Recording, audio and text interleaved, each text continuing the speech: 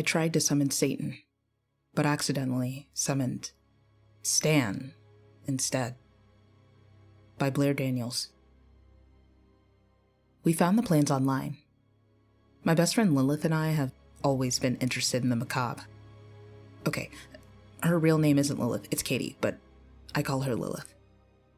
Our parents think we're goth, but we're not. Those are the kids that wear too much eyeliner and write cringy, depressed poems. We do cooler stuff, like hold seances and read dark magic spell books and obsess over the Salem witches. So when Lilith found plans online to summon Satan, I was so excited. Are we seriously going to try to summon Satan? I whispered, my heart pounding in my chest. Why not? Lilith answered, as she pulled out her phone and brought up the plans. It's easy. We just have to draw this giant pentagram on the floor and say the stuff in French. That's Latin, I corrected. Latin, whatever. Nerd. She rolled her eyes at me. And then we write Satan in blood in the middle of the pentagram. That sounds too easy, I said, frowning. If it was that easy, wouldn't everyone summon Satan, like, all the time? You think normies want to summon Satan? No.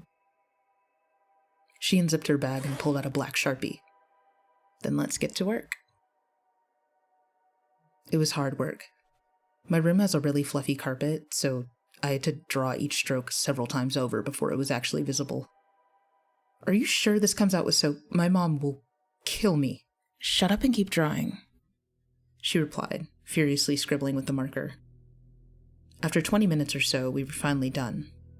I stood up and admired our handiwork, a pentagram in a circle, with several strange symbols inside each cavity of the pentagram. It looked good. Part of me hoped it wouldn't wash out. How mad would Mom be if I had a literal Satan summoning circle on my bedroom floor? Ooh, that would really get her goat. And she totally deserved it after not letting me go to Sadie's sleepover. I swear, sometimes I was so mad at her I wanted her to die. Okay, now the Latin stuff. Lilith pulled out her phone and began to read. Ego te voco. She read the entire thing terribly. I mean, I don't know Latin, but listening to it was painful. Now the blood, I said, scowling. Wait, did you bring blood? She tapped her arm.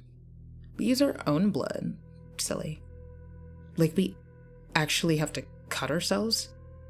She nodded. I don't know, Lil. That sounds kind of extreme. Don't be such a baby, she said. And then, before I could stop her, she grabbed my hand and nicked my palm with the scissors she'd been hiding in her sleeve. Lilith!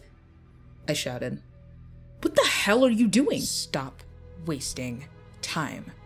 We gotta do it before the blood dries up. She reached out for my hand.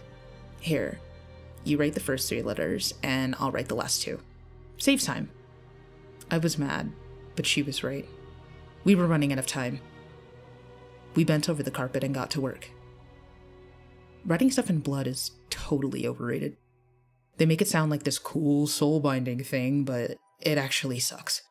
My hand was stinging, and writing just that first letter, S, was enough that I needed a break. Why didn't we use Lilith's blood? I thought as I closed my eyes, breathing hard, trying not to focus on the pain. Then I sucked in a breath and got back to work, sticking my finger against my palm and writing the T.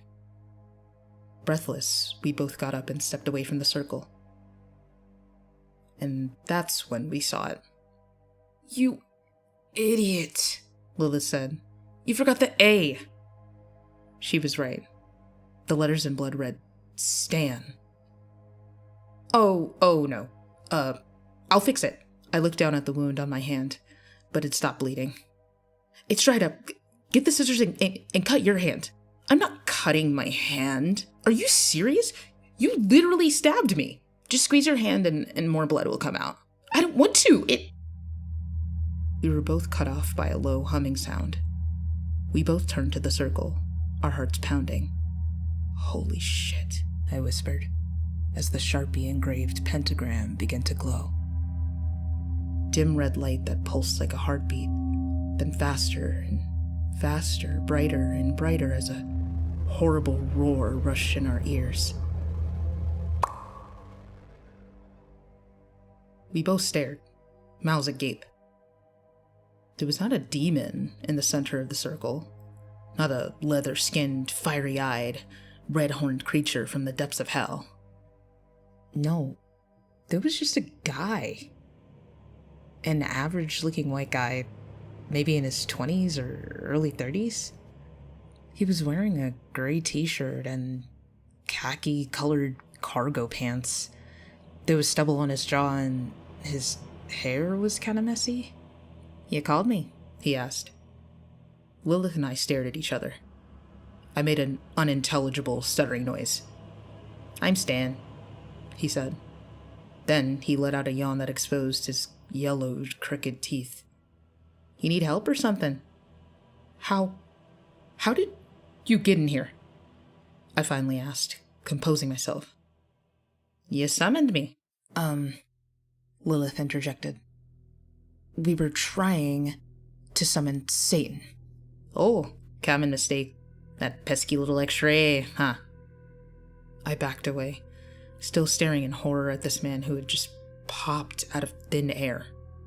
I wanted to believe that this guy had somehow broken in, maybe climbed in through a window while I wasn't looking. But the truth is, I was looking. And I saw him just appear right there in the middle of the circle. Lilith and I never should have gotten involved in this stuff. I thought. I felt like I was going to throw up.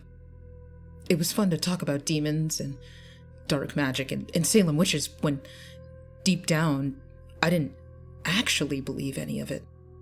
But now, I just saw a man pop out of thin air. Just like that. Maybe I should call my parents, I stuttered to Lilith. "You'll be grounded forever." That was true. I would be grounded forever. Maybe we could just get rid of him somehow. "Hey, my mom has some really expensive jewelry in her room. Why don't you just take that and leave?" "I don't really need the money," he replied in his nasally voice. "But thanks anyway." Well, you can't stay here." "I like your room," he said, ignoring my comment. "Is that a Black Sabbath CD? Your parents let you listen to that? What are you, like 14? I mean, that's cool to have permissive parents," Stan said, shrugging. "I guess I should have guessed that, since they let you draw a pentagram on the floor and all." "They're not permissive," I replied quietly. "You're just good at hiding stuff then, yeah?"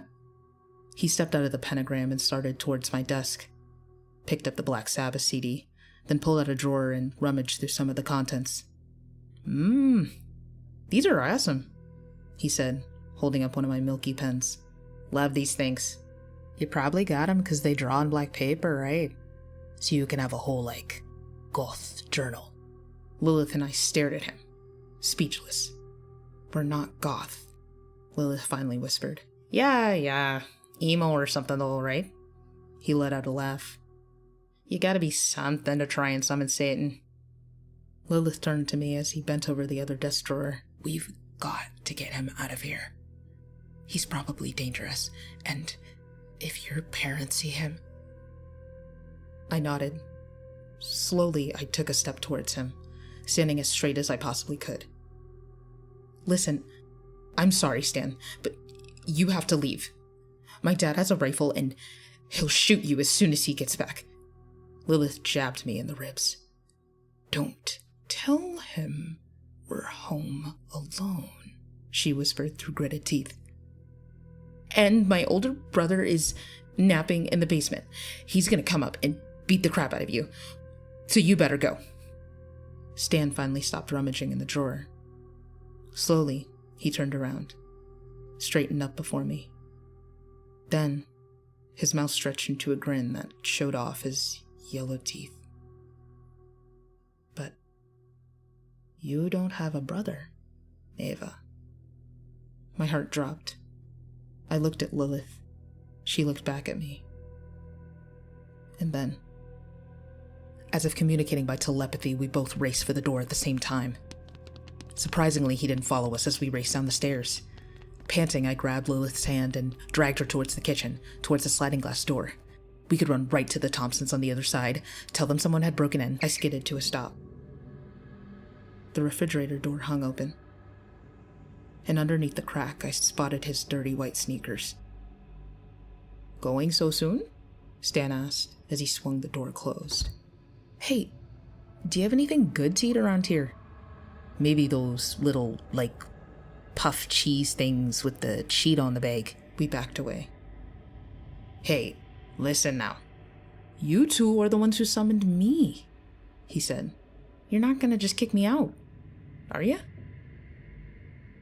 "Will you go if I give you Cheetos?" I asked in a small voice. He shrugged. "Maybe. Why, you have any?" I ducked into the pantry, grabbed the orange bag, and blindly threw it at him. "Here! Now get out!" "Now, wait a second," he said, plopping down on a chair, propping his feet up on the kitchen table. He opened the bag with a loud pop. "If you were summoning Satan, you were clearly trying to make a deal with him, right?" He threw some Cheetos in his mouth and crunched on them loudly. "I want that same deal." "We were just summoning Satan for fun." "Yeah, right. Crunch, crunch. So, what was the deal going to be? What did you want?" Lilith and I glanced at each other. For a long moment, there was silence. Stan staring expectantly at both of us. Lilith and I glancing nervously at each other. Finally, I sucked in a shuddering breath. "Please. Go," I choked out. "Alrighty then." He held up his cheese-covered hands in surrender. "You know, I was just trying to be polite. Offer my services, make sure you got something out of that whole summoning business. But I'll go. Plain and simple." And with that, he got up and walked out of the kitchen. A second later, I heard the door swing open and slam shut. Lilith and I stared at each other in silence. We only moved when the shrill ring of the telephone jolted through the silence. I glanced over. No one ever called the home phone anymore.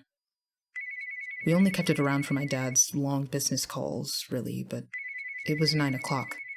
Too late for that. I stepped towards the phone, confused, and slowly picked it up. "Hello?" I asked in a soft voice. "Eva?" The voice on the other end of the line was shaking, but I recognized it immediately. It was my sister, Sam. "Sam?" I'm so sorry," she said, through breaking sobs. "But they just told me it's mom and dad. She sucked in a breath. They got in a terrible accident on Route 40. Dad's being airlifted to the hospital, but Mom... My heart sunk. She's dead, Ava." The phone fell from my hands and clattered on the floor. But all I could picture in my head was Stan, with his yellowed grin and steel gray eyes, smugly smiling at providing his services